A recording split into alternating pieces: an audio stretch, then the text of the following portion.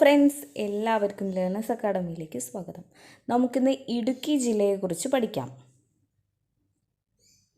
കേരളത്തിലെ ഏറ്റവും വലിയ ജില്ലയാണ് ഇടുക്കി ജില്ല.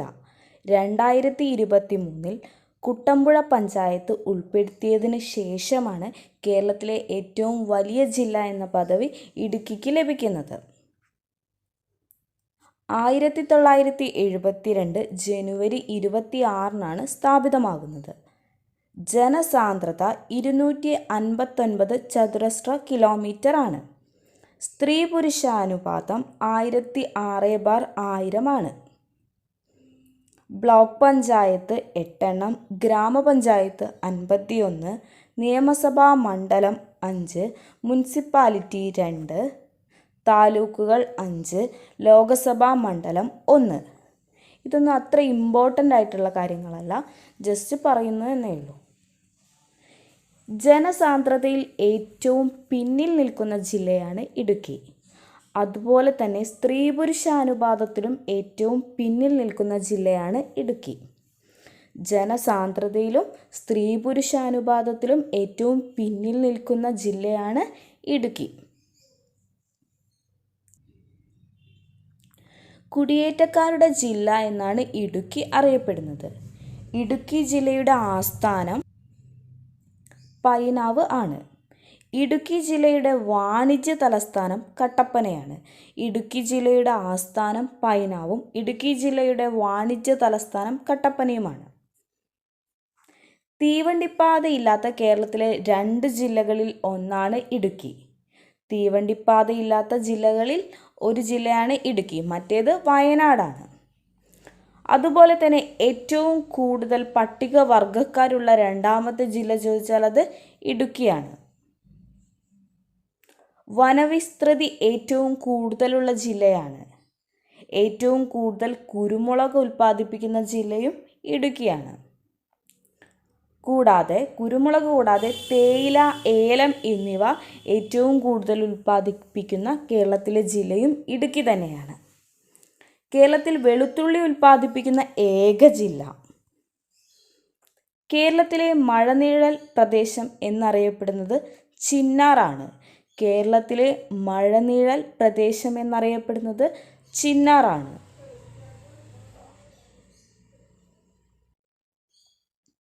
കൂത്തുങ്കൽ പ്രോജക്റ്റ്, പൊന്മുടി ഡാം എന്നിവ സ്ഥിതി ചെയ്യുന്നത് ഇടുക്കി ജില്ലയിലാണ്. കേരളത്തിലെ ഏറ്റവും ചെറിയ വില്ലേജാണ് കുടയത്തൂർ. ഏറ്റവും ചെറിയ വില്ലേജ് കുടയത്തൂർ. കേരളത്തിലെ ഏറ്റവും വലിയ വില്ലേജ് കണ്ണൻദേവൻ ഹിൽസ്. ഇത് രണ്ടും ഇടുക്കി ജില്ലയിലാണ്. ഏറ്റവും കൂടുതൽ മലയോര പ്രദേശങ്ങളുള്ള ജില്ല ഇടുക്കിയാണ്. ഏറ്റവും കൂടുതൽ മലയോര പ്രദേശങ്ങളുള്ള ജില്ല ഇടുക്കിയാണ്. കേരളത്തിൻ്റെ സുഗന്ധവ്യഞ്ജന കലവറ എന്നറിയപ്പെടുന്നതും ഇടുക്കി ജില്ലയാണ്. സുഗന്ധവ്യഞ്ജന കലവറ എന്നറിയപ്പെടുന്നതും ഇടുക്കി ജില്ലയാണ്. കേരളത്തിൽ ജലവൈദ്യുതി ഉൽപ്പാദനത്തിൽ 1ാം സ്ഥാനത്ത് നിൽക്കുന്ന ജില്ലയാണ്. കേരളത്തിലെ ഏക ട്രൈബൽ പഞ്ചായത്താണ് ഇടമലക്കുടി. കേരളത്തിലെ ഏക ട്രൈബൽ പഞ്ചായത്താണ് ഇടമലക്കുടി. അത് ഇടുക്കി ജില്ലയിലാണ്.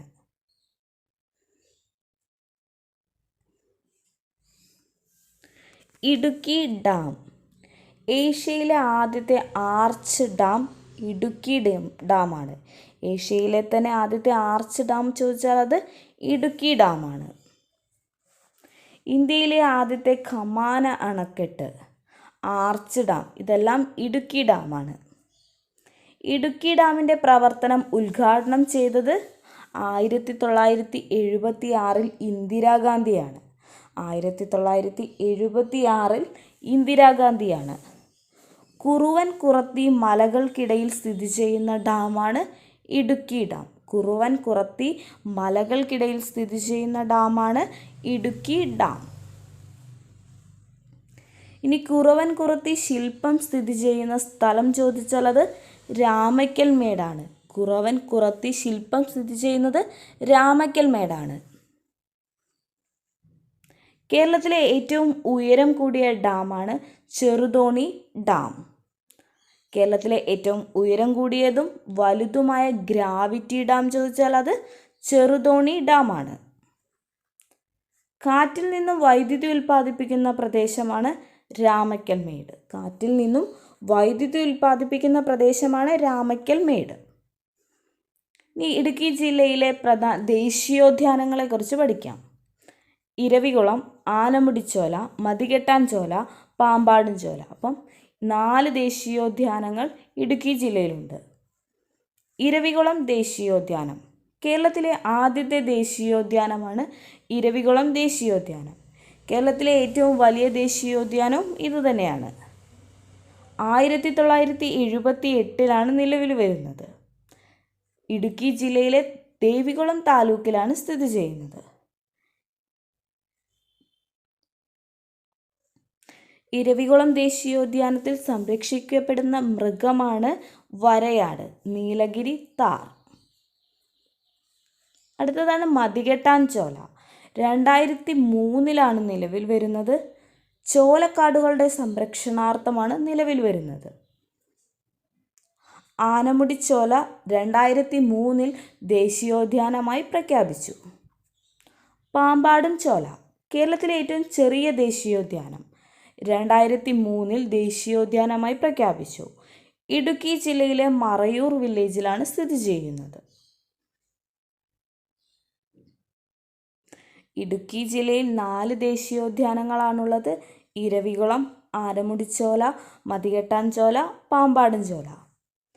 കേരളത്തിലെ ആദ്യത്തേതും വലുതുമായ ദേശീയോദ്യാനമാണ് ഇരവികുളം ദേശീയോദ്യാനം. 1978 വരുന്നത്. ദേവികുളം താലൂക്കിലാണ് സ്ഥിതി ചെയ്യുന്നത്. സംരക്ഷിത മൃഗം വരയാടാണ്. മതികെട്ടാൻ ചോല 2003 വരുന്നത്. ചോലക്കാടുകളുടെ സംരക്ഷണാർത്ഥമാണ് നിലവിൽ വരുന്നത്. ആനമുടിച്ചോലയും 2003 ദേശീയോദ്യാനമായി പ്രഖ്യാപിക്കുന്നത്. പാമ്പാടും ചോലയാണ് കേരളത്തിലെ ഏറ്റവും ചെറിയ ദേശീയോദ്യാനം. 2003 ദേശീയോദ്യാനമായി പ്രഖ്യാപിച്ചു. മറയൂർ വില്ലേജിലാണ് സ്ഥിതി ചെയ്യുന്നത്. ഗ്രാമങ്ങളിൽ സമ്പൂർണ്ണ ബ്രോഡ്ബാൻഡ് സൗകര്യം ഏർപ്പെടുത്തിയ ഇന്ത്യയിലെ ആദ്യ ജില്ല ഇടുക്കിയാണ്. കേരളത്തിലെ ആദ്യത്തെ ജലവൈദ്യുത പദ്ധതിയാണ് പള്ളിവാസൽ. കേരളത്തിലെ ആദ്യ ജലവൈദ്യുത പദ്ധതിയാണ് പള്ളിവാസൽ. പള്ളിവാസൽ പദ്ധതി ഏത് തിരുവിതാംകൂർ രാജാവിൻ്റെ കാലത്താണ് നിർമ്മിച്ചത്? ശ്രീ ചിത്തിര തിരുനാൾ. പള്ളിവാസൽ പദ്ധതി ഏത് നദിയിലാണ് സ്ഥിതി ചെയ്യുന്നത്? മുതിരപ്പുഴ. പള്ളിവാസൽ പദ്ധതിയുടെ നിർമ്മാണം പൂർത്തിയായ വർഷമാണ് 1940. കേരളത്തിലെ ആദ്യ ജലവൈദ്യുത പദ്ധതിയാണ് പള്ളിവാസൽ. പള്ളിവാസൽ പദ്ധതി ശ്രീ ചിത്തിര തിരുനാളിൻ്റെ കാലത്താണ് നിർമ്മിച്ചത്.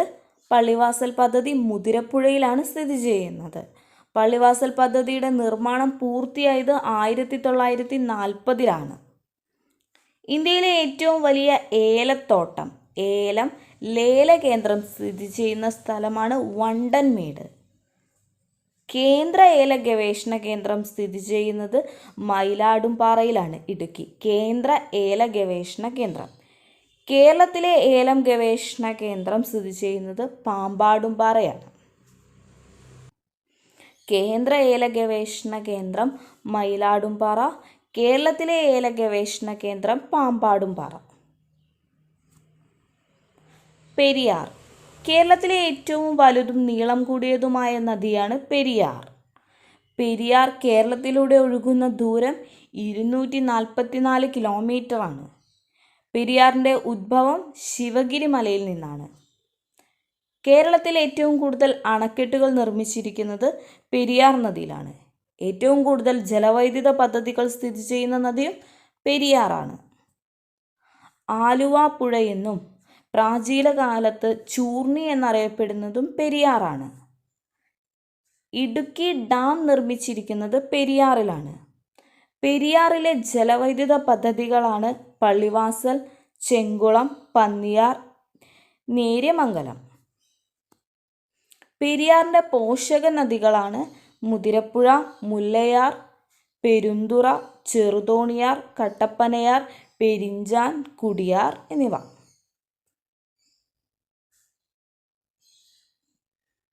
കേരളത്തിലെ ഏറ്റവും വലുതും നീളം കൂടിയ നദിയുമാണ് പെരിയാർ. പെരിയാർ കേരളത്തിലൂടെ ഒഴുകുന്ന ദൂരം 244 കിലോമീറ്ററാണ്. ശിവഗിരി മലയിൽ നിന്നാണ് പെരിയാർ നദി ഉത്ഭവിക്കുന്നത്. കേരളത്തിലെ ഏറ്റവും കൂടുതൽ അണക്കെട്ടുകൾ നിർമ്മിച്ചിരിക്കുന്നതും ഏറ്റവും കൂടുതൽ ജലവൈദ്യുത പദ്ധതികൾ സ്ഥിതി ചെയ്യുന്നതുമായ നദിയാണ് പെരിയാർ. ആലുവാപ്പുഴ എന്നും പ്രാചീന കാലത്ത് ചൂർണി എന്നറിയപ്പെടുന്നതും പെരിയാർ തന്നെയാണ്. ഇടുക്കി ഡാം നിർമ്മിച്ചിരിക്കുന്നത് പെരിയാറിലാണ്. പെരിയാറിലെ ജലവൈദ്യുത പദ്ധതികളാണ് പള്ളിവാസൽ, ചെങ്കുളം, പന്നിയാർ, നേര്യമംഗലം എന്നിവ. പെരിയാറിൻ്റെ പോഷക നദികളാണ് മുതിരപ്പുഴ, മുല്ലയാർ, പെരുന്തുറ, ചെറുതോണിയാർ, കട്ടപ്പനയാർ, പെരിഞ്ചാൻ, കുടിയാർ എന്നിവ. ഏതു മലയുടെ താഴ്വാരത്താണ് മൂലമറ്റം വൈദ്യുത നിലയം സ്ഥാപിച്ചിരിക്കുന്നത്? നാടുകാണി. കേരളത്തിൽ വിനോദസഞ്ചാരികളുടെ സുവർണ ത്രികോണം എന്നറിയപ്പെടുന്നത് ഇടുക്കി, തേക്കടി, മൂന്നാർ എന്നിവയാണ്. കേരളത്തിൽ വിനോദസഞ്ചാരികളുടെ സുവർണ ത്രികോണം എന്നറിയപ്പെടുന്ന സ്ഥലങ്ങളാണ് ഇടുക്കി, തേക്കടി, മൂന്നാർ. മലങ്കര പദ്ധതി സ്ഥിതി ചെയ്യുന്ന നദിയാണ് തൊടുപുഴ. ചെങ്കുളം പദ്ധതി സ്ഥിതി ചെയ്യുന്ന നദിയാണ് മുതിരപ്പുഴ. കേരളത്തിലെ ആദ്യത്തെ ജൈവ ഗ്രാമമാണ് ഉടുമ്പന്നൂർ. ഇടുക്കി ജില്ലയിലെ ഉടുമ്പന്നൂരാണ് കേരളത്തിലെ ആദ്യത്തെ ജൈവ ഗ്രാമം. കേരളത്തിലെ ഏറ്റവും വലിയ നിയമസഭാ മണ്ഡലമാണ് ഉടുമ്പൻചോല, ഇടുക്കിയിലെ. കേരളത്തിലെ തന്നെ ഏറ്റവും വലിയ നിയമസഭാ മണ്ഡലം ഉടുമ്പൻചോലയാണ്, ഇടുക്കി.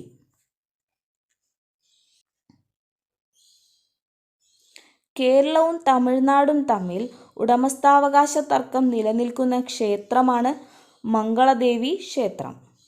മംഗളാദേവി ക്ഷേത്രത്തിലെ പ്രധാന ഉത്സവമാണ് ചിത്ര പൗർണമി. കേരളവും തമിഴ്നാടും തമ്മിൽ ഉടമസ്ഥാവകാശ തർക്കം നിലനിൽക്കുന്ന ക്ഷേത്രമാണ് മംഗളാദേവി ക്ഷേത്രം. ഈ ക്ഷേത്രത്തിലെ പ്രധാന ഉത്സവമാണ് ചിത്ര പൗർണമി. കേരളത്തിലെ ഏറ്റവും ഉയരം കൂടിയ കൊടുമുടി ചോദിച്ചാൽ അത് ആനമുടിയാണ്. കേരളത്തിലെ ഏറ്റവും ഉയരം കൂടിയ കൊടുമുടി ചോദിച്ചാൽ അത് ആനമുടിയാണ്. പശ്ചിമഘട്ടത്തിലെ ഏറ്റവും ഉയരം കൂടിയ കൊടുമുടിയും ആനമുടി തന്നെയാണ്. കേരളത്തിലെ ഏറ്റവും പൊക്കം കൂടിയ കൊടുമുടിയായ ആനമുടി ഏത് താലൂക്കിലാണ് സ്ഥിതി ചെയ്യുന്നത്? മൂന്നാറിലാണ്. ആനമുടിയുടെ ഉയരം 2695 മീറ്ററാണ്. ആനമുടി സ്ഥിതി ചെയ്യുന്നത് ഏത് നാഷണൽ പാർക്കിൻ്റെ ഭാഗമായാണ്? Eravikulam national park. ആനമുടി സ്ഥിതി ചെയ്യുന്ന പഞ്ചായത്താണ് മൂന്നാർ. കേരളത്തിലെ ഏറ്റവും വലിയ ജലവൈദ്യുത പദ്ധതിയാണ് ഇടുക്കി. കേരളത്തിലെ ഏറ്റവും വലിയ ഭൂഗർഭ ജലവൈദ്യുത പദ്ധതി മൂലമറ്റമാണ്. കേരളത്തിലെ ഏറ്റവും വലിയ ജലസേചന പദ്ധതി കല്ലടയാണ്, കൊല്ലത്തുള്ള. കേരളത്തിലെ ഏറ്റവും വലിയ ജലസേചന പദ്ധതി കല്ലടയാണ്, അത് കൊല്ലത്താണ്.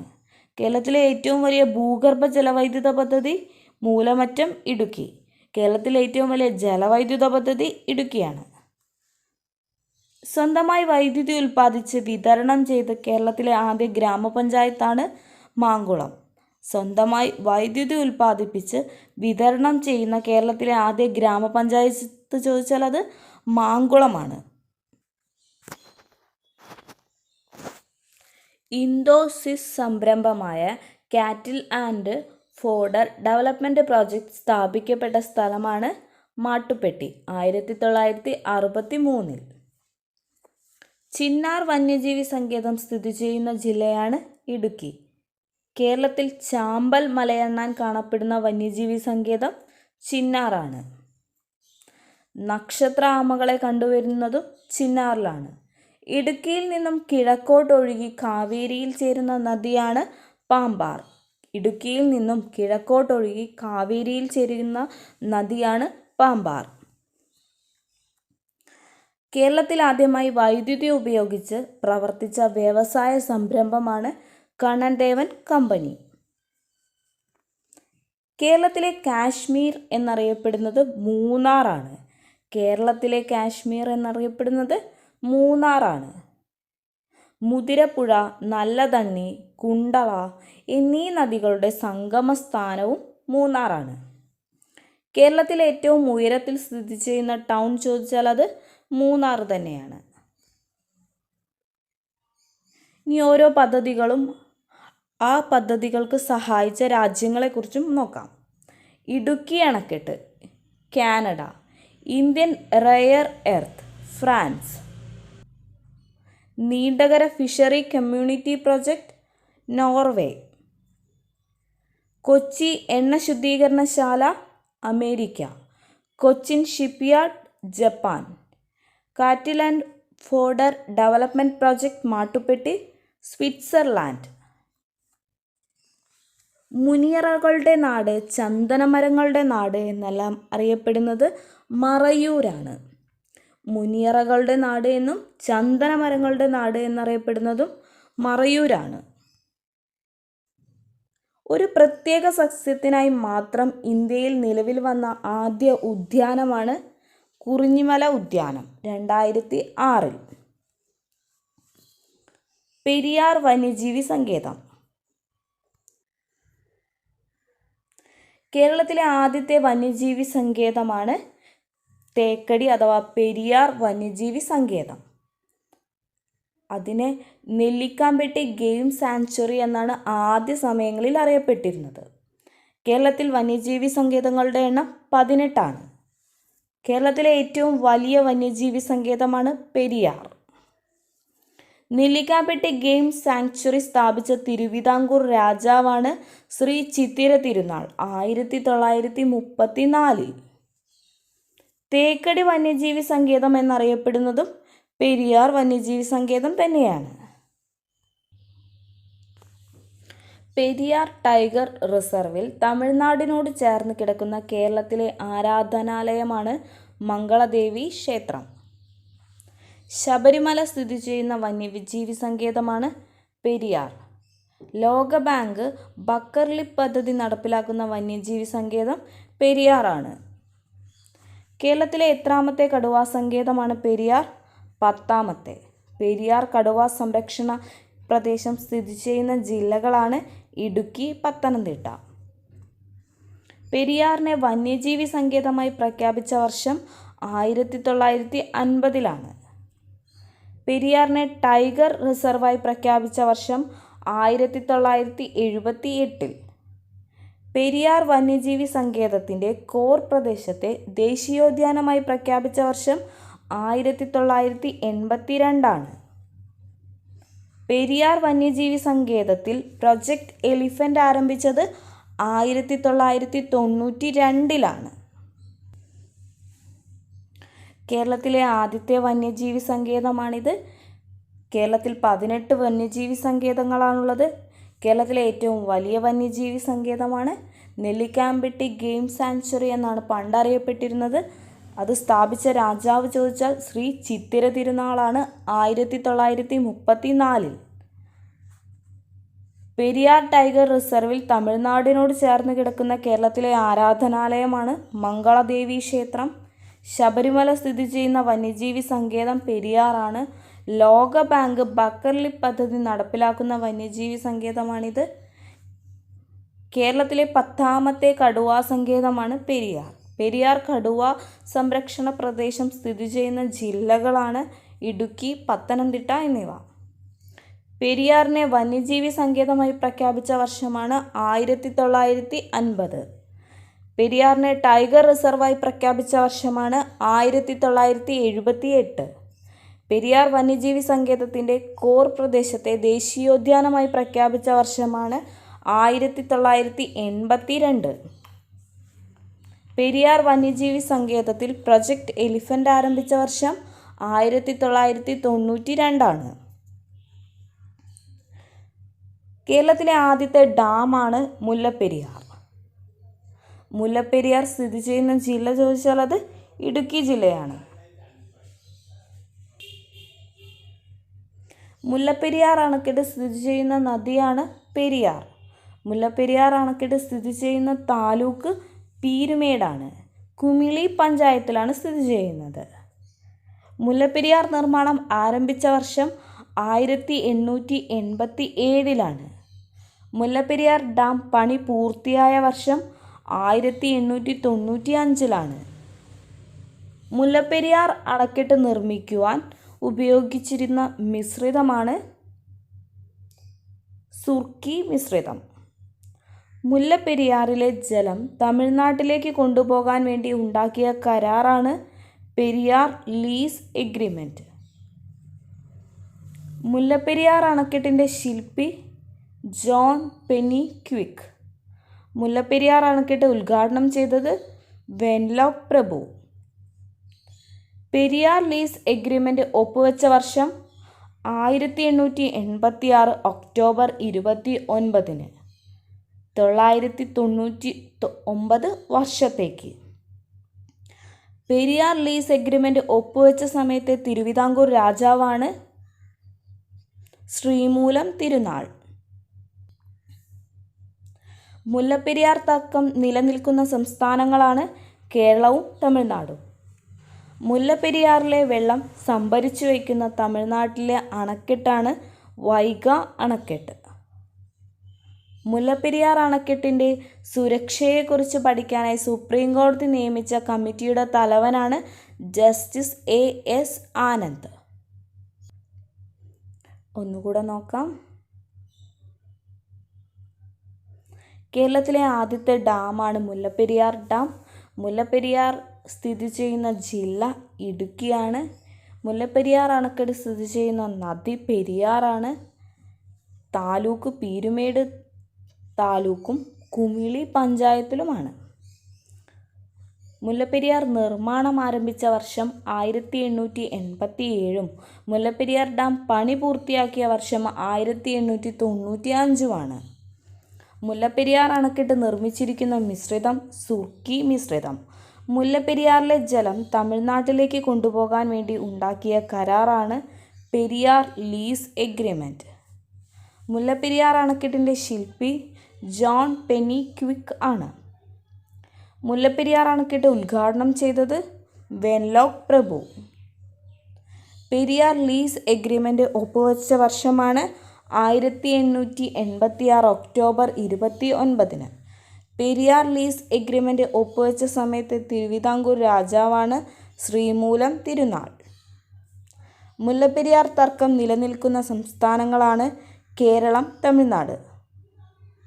മുല്ലപ്പെരിയാറിലെ വെള്ളം സംഭരിച്ചു വയ്ക്കുന്ന തമിഴ്നാട്ടിലെ അണക്കെട്ടാണ് വൈഗ അണക്കെട്ട്. മുല്ലപ്പെരിയാർ അണക്കെട്ടിൻ്റെ സുരക്ഷയെക്കുറിച്ച് പഠിക്കാനായി സുപ്രീം കോടതി നിയമിച്ച കമ്മിറ്റിയുടെ തലവനാണ് ജസ്റ്റിസ് A.S. ആനന്ദ്. ഇനി ഇടുക്കി ജില്ലയിലെ പ്രധാന നദികളാണ് പെരിയാർ, തൊടുപുഴയാർ, കാളിയാർ. പ്രധാന വെള്ളച്ചാട്ടങ്ങളാണ് തൊമ്മൻകൂത്ത്, തേന്മാരിക്കൂത്ത്, വാളറ, തൂവാനം, ചീയപ്പാറ, കീഴാർകൂത്ത്, ആറ്റുകാൽ. പ്രധാന ടൂറിസ്റ്റ് കേന്ദ്രങ്ങളാണ് മൂന്നാർ, വാഗമൺ, കുട്ടിക്കാനം, ദേവികുളം, പീരുമേട്, ശിവഗിരിമല, ഇരവികുളം. ജലവൈദ്യുത പദ്ധതികളാണ് ഇടുക്കി ജലവൈദ്യുത പദ്ധതി, പള്ളിവാസൽ ജലവൈദ്യുത പദ്ധതി, ചെങ്കുളം ജലവൈദ്യുത പദ്ധതി, നേര്യമംഗലം ജലവൈദ്യുത പദ്ധതി, പന്നിയാർ ജലവൈദ്യുത പദ്ധതി, മാട്ടുപ്പെട്ടി, ലോവർ പെരിയാർ ജലവൈദ്യുത പദ്ധതി, മലങ്കര ജലവൈദ്യുത പദ്ധതി. ഇനി ഇടുക്കിയിലെ പ്രധാനപ്പെട്ട വിശേഷണങ്ങൾ നോക്കാം. തേക്കടിയുടെ കവാടം എന്നറിയപ്പെടുന്നത് കുമിളിയാണ്. തെക്കിൻ്റെ കാശ്മീർ എന്നറിയപ്പെടുന്നത് മൂന്നാറാണ്. കേരളത്തിലെ സ്വിറ്റ്സർലാൻഡ് വാഗമണ്ണാണ്. കേരളത്തിൽ ചന്ദനമരങ്ങളുടെ നാട് മറയൂരാണ്. അപ്പോൾ ഇടുക്കിയെക്കുറിച്ച് വളരെ വിശദമായിട്ട് തന്നെ ഈ വീഡിയോയിൽ പറഞ്ഞിട്ടുണ്ട്. എല്ലാ കാര്യങ്ങളും എല്ലാവർക്കും മനസ്സിലായി എന്ന് കരുതുന്നു. എന്തെങ്കിലും സംശയങ്ങളുണ്ടെങ്കിൽ കമൻറ്റ് ചെയ്യുക. മറ്റ് ജില്ലകളെക്കുറിച്ചുള്ള ക്ലാസ്സുകളും ചെയ്തിട്ടുണ്ട്. കാണാത്തവർ ആ വീഡിയോ കൂടി ഒന്ന് കാണുക. നിങ്ങൾക്ക് ഈ വീഡിയോ ഇഷ്ടപ്പെടുകയാണെങ്കിൽ ലൈക്ക് ചെയ്യുക. നിങ്ങളുടെ കൂട്ടുകാരിലേക്കും കൂടി ഒന്ന് ഷെയർ ചെയ്യുക. നിങ്ങൾ എൻ്റെ ചാനൽ ഇതുവരെ സബ്സ്ക്രൈബ് ചെയ്തിട്ടില്ലെങ്കിൽ ഒന്ന് സബ്സ്ക്രൈബ് ചെയ്ത് സപ്പോർട്ട് കൂടി ചെയ്യുക. Thank you.